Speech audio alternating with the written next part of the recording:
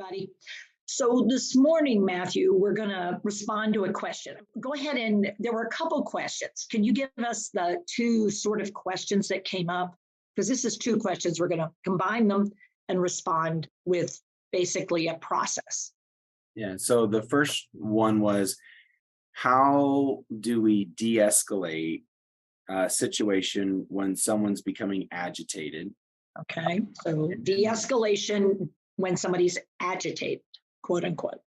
Got it. Yeah. And then the other one is, how do we handle someone who suddenly becomes aggressive? How do we de-escalate that situation? Okay, so in both of those, people are talking about de-escalation. So we're talking about a term where we're recognizing, whoa, somebody's primitive brain, their amygdala, and their system is feeling threatened.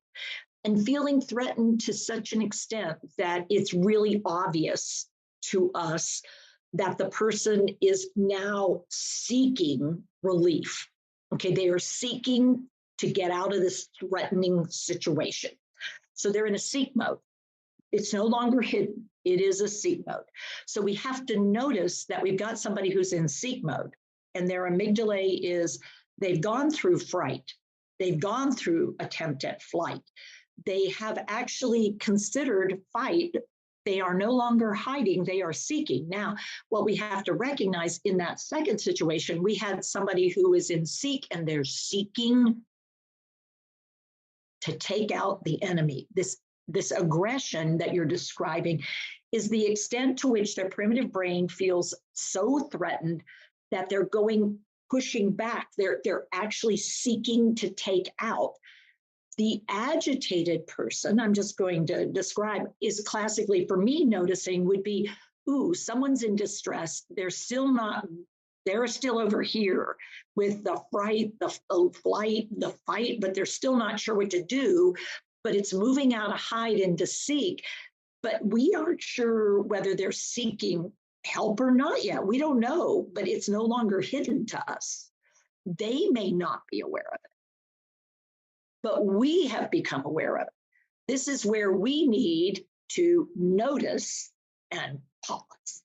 We need to pause in that moment. We need to not immediately go into an emergency reaction, because if we start emergency reacting, what is it allowing to lead in our brains? Yeah, our amygdala takes over the driver's seat. Yeah. Oh my God. Those words in and of themselves. So people, when you use those words, when you say those words out loud, whether you meant to say them or not, I don't really care. Well, I do. But what it says to me is your amygdala is already going, uh-oh, and you're already in the seek mode. I want to seek how to get this to stop.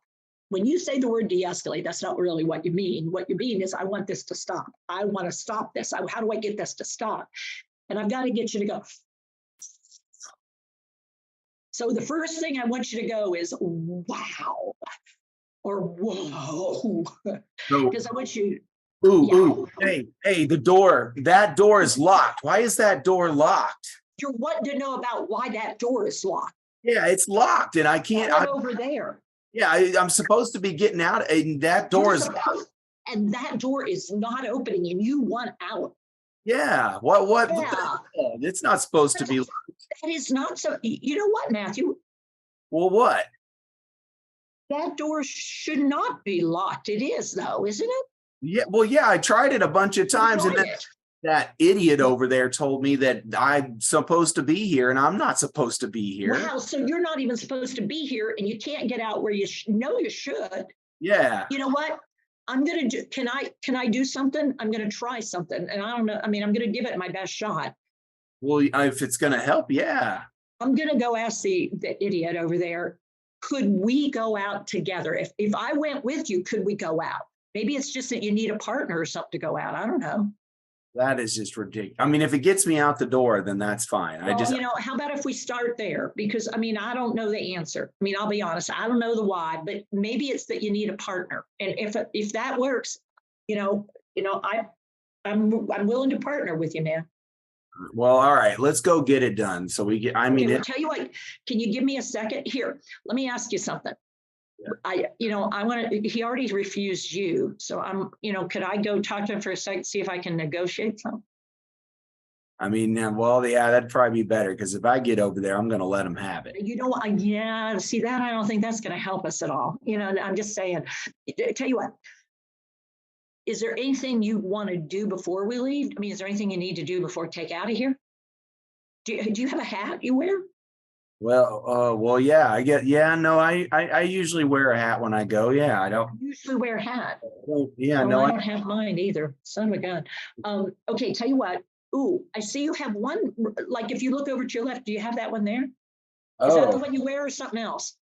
well, I have sometimes. That's not the one you're looking for, is it? Well, it's not the one when I go out that I wear. No. Oh, well, then, yeah, no, then that's not right. Okay, that's not the right one. Maybe it's in your room. Should we check your room first? Oh, well, there it is. Okay, good. You get it, and I'm gonna go talk to the guy. Oh, okay. Well, yeah, get it done because I need to go. Okay, so I'm gonna pause this. So I just demonstrated everything that we're talking about. Now, yes, I am talking about someone in this case that still has some language, but not a lot of language. I mean, you know, it wasn't real specific language. Either I gave him the words or he gave me the words. I mean, but we were sharing words and we weren't really specific. It's the guy and the door and the I gotta go and you know, I should be able to go. And yes, he was stringing words together, but it was from a pretty primitive place of this is what I want, this is what I need.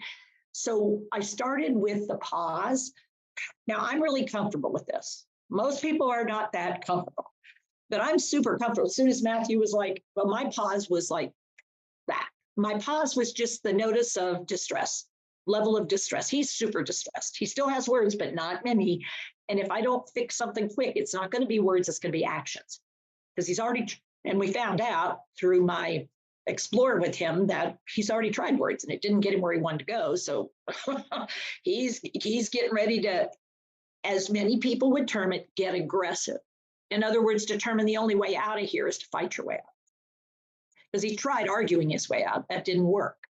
So this is where I go to my pipes, my 5 pipe thing: prepare, initiate, participate, evaluate, and then switch or sustain. So now to do that, I looked at the place. What about the place is potentially causing this sense of threat? What about the people is potentially causing this threat? What is going on with the props around here? Are there any props? And what's the prop of concern from Matthew? Door. The door, the door. I mean, so that's his prop. And what's the programming? He wants out of that place because there's, I don't know what programming, I have no idea. But I think if I try to explore that too much, because the problem he has is the place and the people and the props.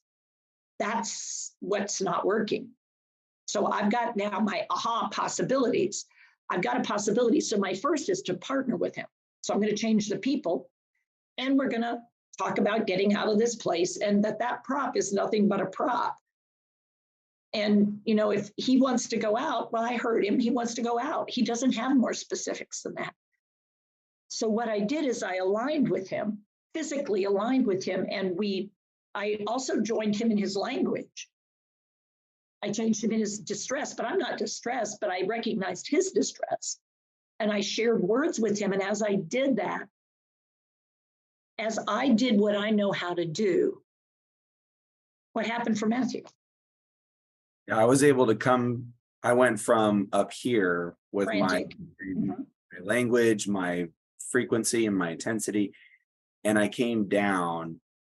And even going back to that last piece of recognizing something I normally do, having a hat on, something that I like or I prefer, and even adding that piece in and the difference that made, because I wasn't feeling like anybody was connecting with me in that moment or concerned about me. And that made me feel like, oh, wow, she knows me.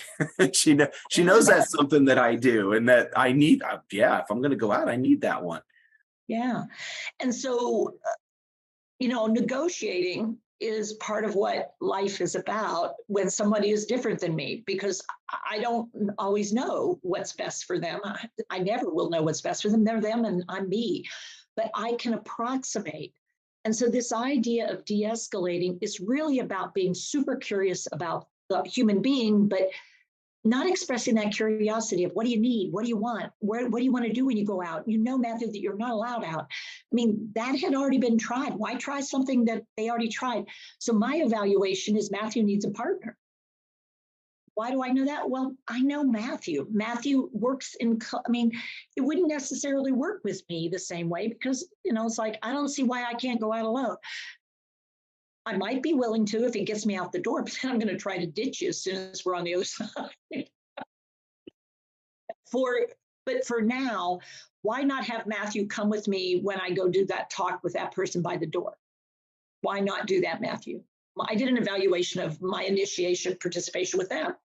Yeah. In that situation, that our connection is already at a point where I may say something that then that other person starts to say the same things. Who's also agitated? We never document this. Who is already agitated and aggressive right back?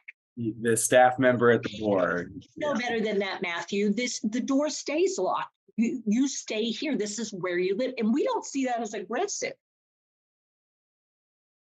And I'm so sorry. But for Matthew, it was fighting words. I mean, he was setting up the fight. How dare you tell me that? How dare you tell him? And it's like me taking him back over there is going to raise both of their blood pressures right back up because they'd already done the dance. So me deciding, you know, tell you what, let me go negotiate this and see if I can get him to buy in. Because he'd already said no. I mean, duh. I need to, and I may have to say, tell you what, we need to try this because what you tried, listen to what's going on over here. And it's like, well, he just needs medication. No, he doesn't. He needs to be listened to. I'm sorry. That's not care. That's abuse or neglect if we don't do something about it. Because me giving Matthew his hat and still not figuring out why it is he needs to move away from this space for a while and these people for a while is basically putting a Band-Aid on something I haven't truly understood. So my answer to everybody is get friggin' curious. Build some skills in your curiosity. And so, you know, we really have to get better at this. I mean, we need a whole second level of champion courses. And how do you get skillful in this idea of learning about human beings and how to help in a way that's sort of a master class? It is a master class, as a matter of fact. So anyway. We need a Teepa that says get freaking curious. I like that. I think with you looking over the glasses and doing that, but get friggin' curious. I love it. All right, everybody. So hopefully that gave you some ideas. And again, I'm not pointing fingers at anybody. It's just that we tend to do the blaming thing and we tend to think that we can fix something without truly understanding the thing we're trying to fix is our relationship. It's always about relationships and what somebody might like, want, or need, and what I'm willing to get curious about. All right, folks, till next time, take care with your care. Thanks, Teepa. Bye, everybody.